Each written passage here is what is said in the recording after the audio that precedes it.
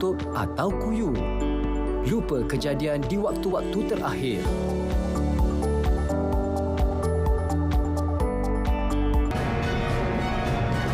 Unity government member parties in strong and stable relationship. Unity wants OCI Holdings to support local demand.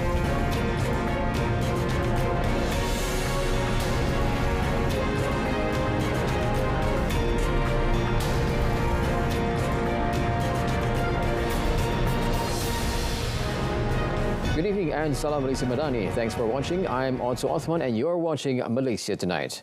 Now, the relationship among the parties in the unity government is now very strong and stable, with each component contributing to this strengthening and the relationship, according to Prime Minister Datuk Seri Anwar Ibrahim. Datuk Seri Anwar, who is also the PKR president, said that in the face of several issues arising, all the cabinet members had no problem of understanding in discussing them, but he admitted that there were issues that had to be negotiated outside the cabinet. Setakat ini, saudara, belum ada petanda keretakan kecil sekalipun di antara PH, UMNO Barisan Nasional dan Sabah Sarawak. Yang ada hanya gerombolan-gerombolan desperados yang cuba adu domba, dan saya bagi tahu kepada mereka, good luck and goodbye, it will not work. Bagi saya, setakat ini kerajaan masih mantap dan kukuh. He said this in his speech at the 25th PKR convention, which took place at the Ideal Convention Centre, IDCC, Shah Alam today. The Prime Minister said this in response to attacks and criticism from some quarters regarding a number of issues. This included Deputy Prime Minister Datuk Seri Dr. Ahmad Zahid Hamidi's affidavit in his capacity as UMNO President in support of former Prime Minister Datuk Seri Najib Razak's application to obtain permission for a judicial review challenging the existence of addendum order or supplementary order of the 16th Yang di-Pertuan Agong. Datuk Seri Anwar said during the year the unity government was in power, the government did not compromise on the independence of the country's judiciary and the strength of the enforcement agencies to act decisively without political interference. The reform agenda currently implemented by the Madani government is a political conviction to help the people in need, regardless of their political background, according to Prime Minister Datuk Seri Anwar Ibrahim. Taking the example of the Rahmah Cash Contribution, or STR, he said the government provided as much as 10 billion ringgit this year, compared to 8 billion last year, which benefited 9 million people to ease their burden. Kita harus tekankan program, laksanakan dengan sebaiknya, dan cara agresif menerangkan sikap kita, pendirian kita, dan cara sungguh-sungguh perkuat jentera kita supaya keadilan muncul sebagai gergasi dalam sistem politik negara kita. Datuk Seri Anwar, who is also PKR President, said this while delivering the presidential message in conjunction with PKR's 25th Annual Convention at the Ideal Convention Centre, IDCC, in Shah Alam today. He said the government also takes care of the welfare of civil servants through a review of the Public Service Remuneration System, or SSPA, with recommendations for improvement, which will be announced on May 1st. According to the Prime Minister, this is the reason why the government implemented the Central Database Hub, or PADU system, to help the government provide assistance to those who deserve it. Deputy Prime Minister Datuk Seri Ahmad Zahid Hamidi has urged all UMNO members to act like they are in government and to put aside their differences in order to develop the nation. He said UMNO is not used to being the opposition. Hence, lots of members are grumbling about not having the same privileges as before. This, however, will not benefit the party, he said, adding that despite the dissatisfaction, UMNO still has 7 ministers in cabinet, despite only holding 26 parliamentary seats. With the Kuala Kubu Baru by-election around the corner, Datuk Seri Ahmad Zahid implored all members to work together and respect the process. Jika ada permasalahan dan kenyataan-kenyataan yang dikeluarkan. Saya berpendapat bahawa itu adalah pendirian parti masing-masing dan saya harapkan itu adalah sementara sahaja. Ketua-ketua Puteri UMNO. He said this when met at the Hari Raya Aidilfitri celebration for UMNO's Hulu Selangor branch today. Datuk Seri Ahmad Zahid, who is also UMNO president, was addressing Barisan Nasional or BN component parties MCA and MIC statement on not waiting to participate in the upcoming by-election. The Kuala Kubu Baru by-election takes place on May 11th. The Ministry of Communications will continue to improve its role in conveying information about Madani government policies to Malaysians. Deputy Minister Teo Lee Ching said the improvement involved various media platforms, whether mainstream or social media. She said people used to rely on the mainstream media as a source of reference, but now social media is also one of their sources of information. Jadi semua orang boleh jadi content creator dan oleh sebab itu walaupun LTM masih teruskan kerja mereka, Bernama masih teruskan kerja mereka, Radio RTM semua masih teruskan kerja mereka kerana kita ada 6 TV LTM di bawah LTM dan juga 35 radio station. Tetapi mungkin the attention yang mereka dapat ataupun audience yang mereka dapat menjadi lebih kurang kalau berbanding denganlah dulu. She said this to reporters after officiating the 47th annual general meeting of the Federation of Goldsmiths and Jewelers Association of Malaysia at Iskandar Putri today. She said this in response to allegations by a few parties, including the opposition, regarding the weakness of the unity government's communication in playing their role. Teo, who is also the MP for Kulai, said that in order to explain the government's policies and direction directly to the people, the cabinet is decided that ministers and deputy ministers will go to the ground more frequently to meet the people at various levels. Coming up next, Hajj pilgrim is top priority for Tabung Haji and government.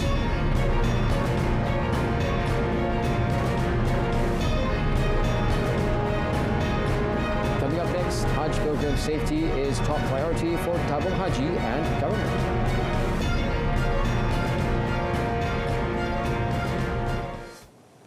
The safety of Hajj pilgrims remains a priority for the government and Tabung Haji. Minister in the Prime Minister's Department Set for Religious Affairs, Datuk Dr. Muhammad Naim Mokhtar, said the government and Tabung Haji TH are closely cooperating with the Saudi Arabian government, particularly the Ministry of Hajj and Umrah, to ensure the smooth travel of Hajj pilgrims from Malaysia. The Saudi Arabian Ministry of Hajj and Umrah was also given assurance that they are prepared with alternatives to ensure that, in the event of any mishap, appropriate measures will be taken. Harapan saya, dengan keadaan sekarang, macam saya sebut tadi dah, apa yang penting untuk jemaah haji, dengan niat yang kita ada untuk menunaikan haji, kita sama-sama doakan Allah mudahkan dan beri keselamatan kepada kita. Dalam masa yang sama, saya tekankan tadi dah, jemaah-jemaah haji ni perlu hadir khusus ini. Jangan bila tengok apa yang berlaku dekat Iran dengan Israel, dia kata dah tak perlulah nak pergi khusus haji dah ni kan, sebab tak tahu jadi ke tak jadi tak. Itu kita letakkan belakang. Itu serahkan kepada kerajaan untuk menentukan kebajikan dan keselamatan jemaah haji. He said this after officiating the Federal Territory Level Premier Hajj course in Kuala Lumpur. He added that the ministry also closely collaborates with the Foreign Ministry to obtain the latest information on the situation of the conflict between Iran and Israel. Minister of Trade, Investment and Industry, Tengku Datuk Sri Zafrul Tengku Abdul Aziz, called on South Korea-based energy and chemical company OCI Holdings to support local demand in the near future. He said this is crucial as Malaysia is moving aggressively in the front-end semiconductor value chain and green sectors such as electric vehicle development and renewable energy, among others. He said there are also many South Korean companies that are working with the country on carbon capture, utilization and also storage CCUS, which obviously require cutting-edge technology products and services. OCI Holdings has announced the official opening of its regional headquarters in Malaysia, marking a significant milestone in its commitment to expand its presence in the region. Tengku Datuk Sri Zafrul noted that this headquarters will consolidate the functions of OCI in Japan, China, the Philippines and Malaysia in terms of the setting of financial budgets, development of business plans and establishment of a new growth investment initiative. In addition, he said the office will manage and support the network of OCI Group of subsidiaries across multiple countries and be involved in investment ventures into chemical and solutions not only in Southeast Asia but globally. Now, the study on price stabilization of goods in Sabah, Sarawak and Labuan will take 6 months, and the report will be presented at the Stabilization Committee meeting in August this year. Domestic Trade and Cost of Living KPDN Minister Dato' Armizan Muhammad Ali said University Malaysia Sabah UMS and University Malaysia Sarawak UNIMAS, which have been tasked with conducting the study, have submitted their initial proposal papers on 19th April. Dato' Armizan said the study to find out why some essential good costs more in Sabah, Sarawak and Labuan compared to Peninsular Malaysia is being conducted in collaboration with the National Action Council on Cost of Living, NACOL.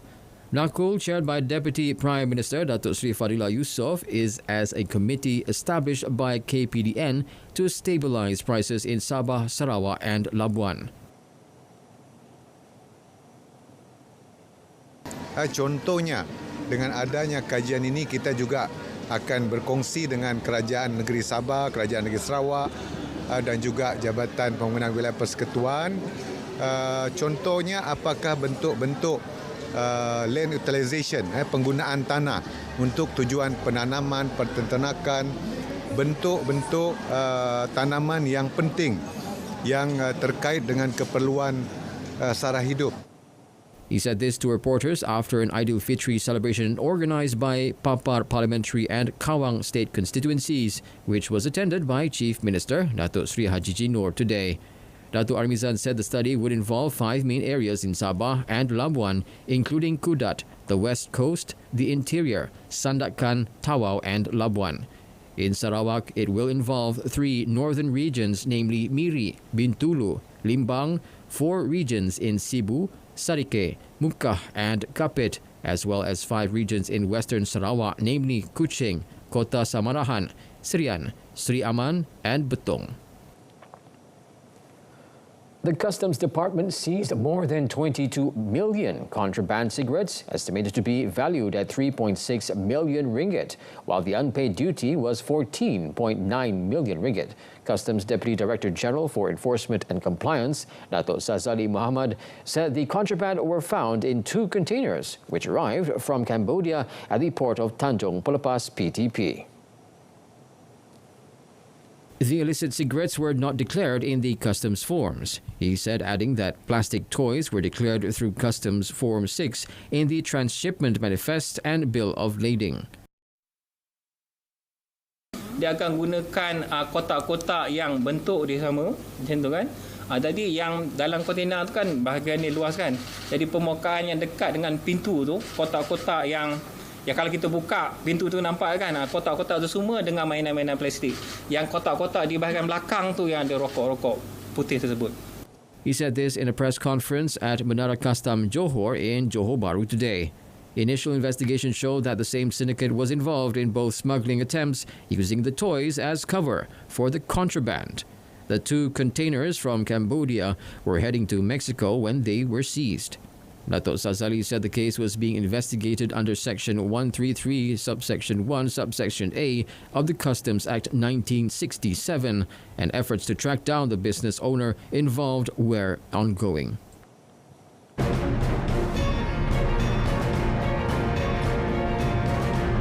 Up next in our foreign segment, 1 crew member confirmed dead in Japanese military helicopter crash.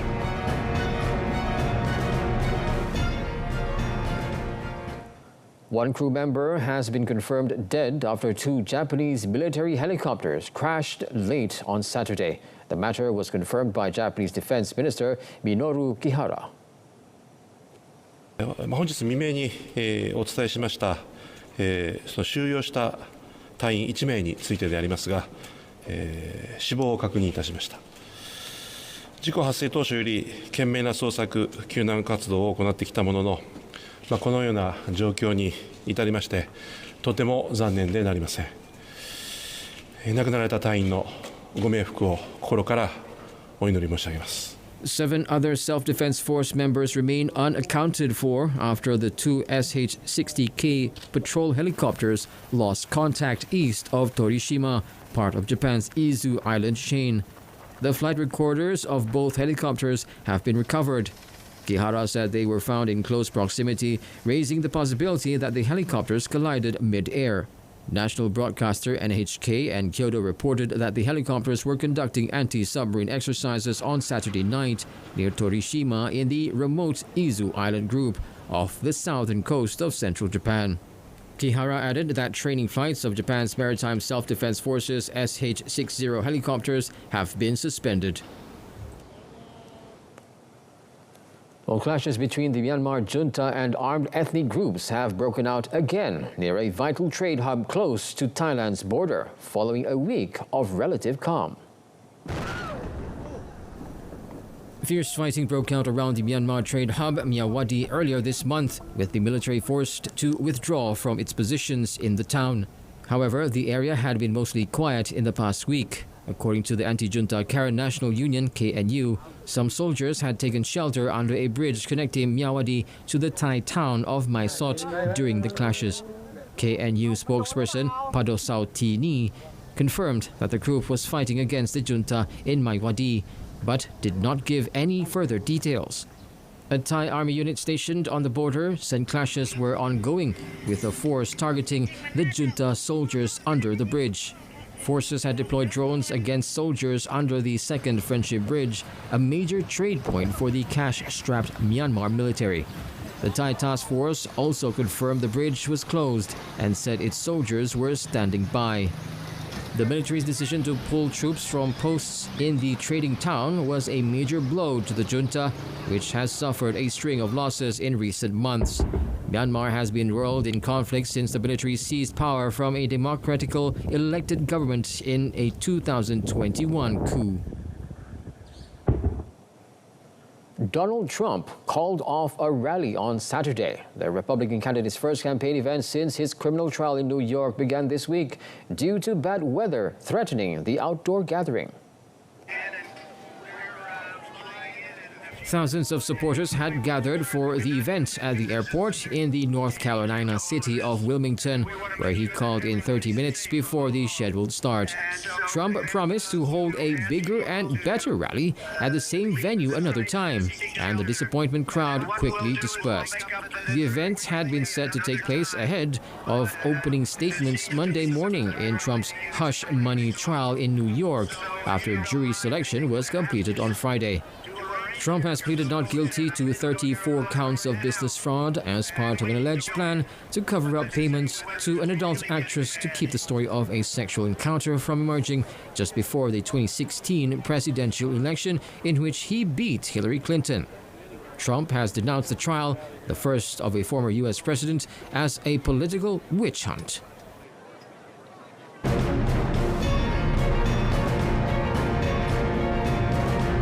Still to come in sports, Messi strikes twice to seal victory for Inter Miami.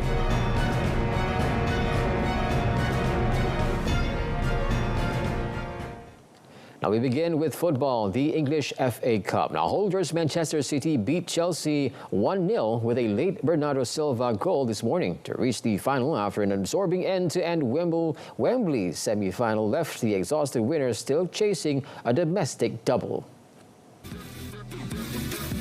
Silva side-footed home in the 84th minute after Chelsea goalkeeper Jorge Petrovic parried a Kevin De Bruyne shot, and that was enough to edge a hard-fought affair that left Chelsea boss Mauricio Pochettino waiting for the season to end.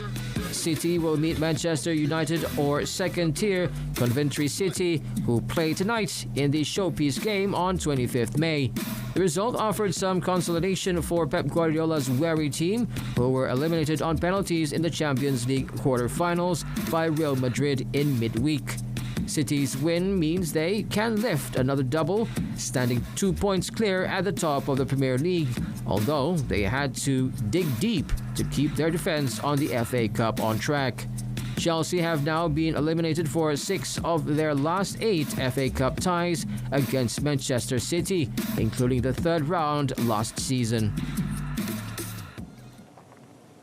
In a related development, City manager Pep Guardiola lashed out at the FA Cup schedule after his side beat Chelsea 1-0. The Chelsea match came just 3 days after their treble bid was ended by defeat on penalties by Real Madrid in the Champions League. City, who were without fatigued striker Erling Haaland, lacked their usual zip and, despite reaching another final, Guardiola was clearly agitated at his side's lack of recovery time after the heartache of Wednesday's Champions League exit. So, I'm here to try to convince you, but guys, I'm right? So it's common sense. I'm not asking something special or privilege. Tell me, some of you are not agreeing with me. Even the pundits say, don't complain about the schedule. We don't complain about the schedule. In 7 years, we play every 3 days, and we arrive the last stages in every competition. These guys are an example. We don't complain. But I want to protect my players, because we start in a condition that was a risk for the injury, a risk for the health, a risk for many things. I know they don't care, but I care, as I am with them, and I want to protect them. The exit to Real ended City's hopes of a second straight treble, although they are still in the hunt for a Premier League and FA Cup double. Barcelona boss Xavi Hernandez said winning Sunday's El Clasico in the Spanish capital is the only way his side can hold off Real Madrid's run to the La Liga title, the only remaining major silverware Barca could win this season. Real, brimming with confidence after their statement Champions League win at Manchester City midweek, sit comfortably on top of La Liga on 78 points, ahead of Barca on 70 and Girona on 65. A win on Sunday would give Real an 11-point lead with only 6 games left. Meanwhile, Real manager Carlo Ancelotti acknowledged that his side is edging closer to the title, but said it all could change if they lose focus and take their old rivals lightly on Sunday.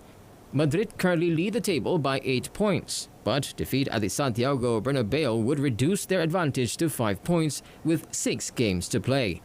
While a loss at the hands of their Calicico foes would not be fatal, victory would all but seal their crown.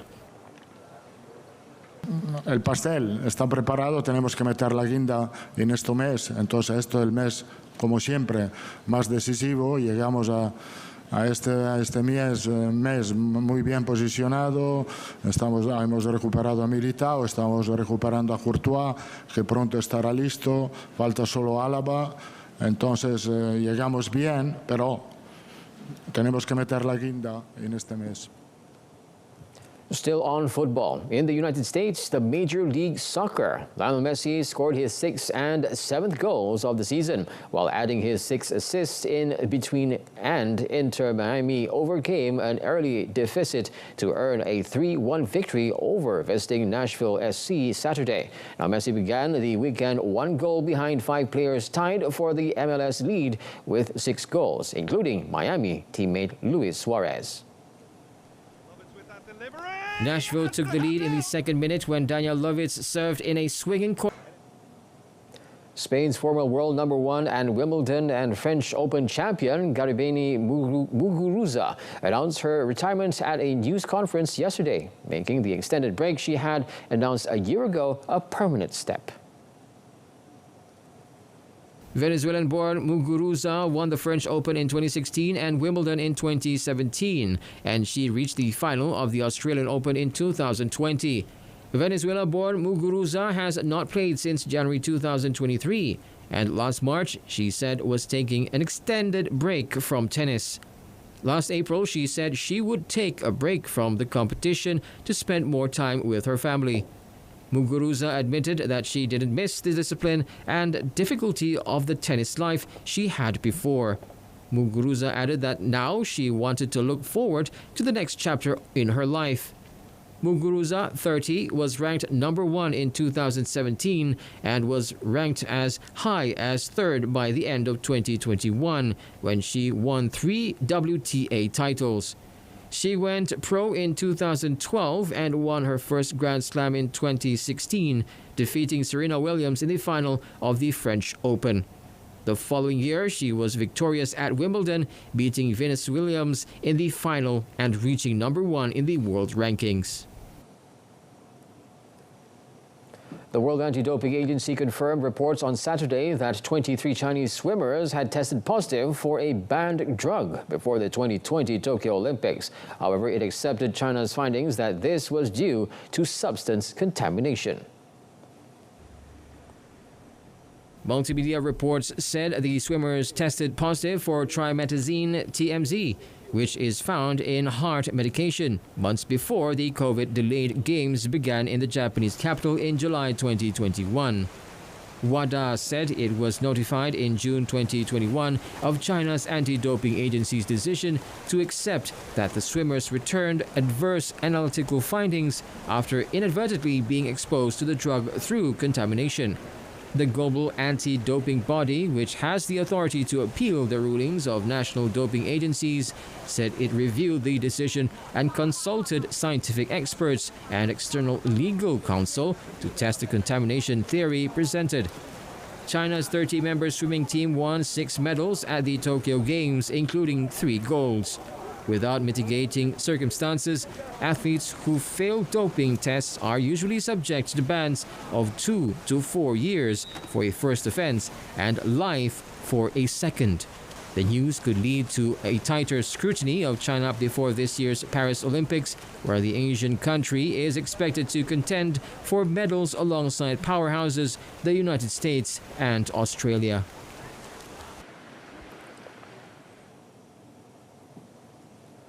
Well, that's it for Malaysia Tonight this time round. In our top story, unity government member parties in strong and stable relationship. I'm Otto Othman. From the river to the sea, Palestine will be free. Thanks for watching and have a pleasant evening ahead.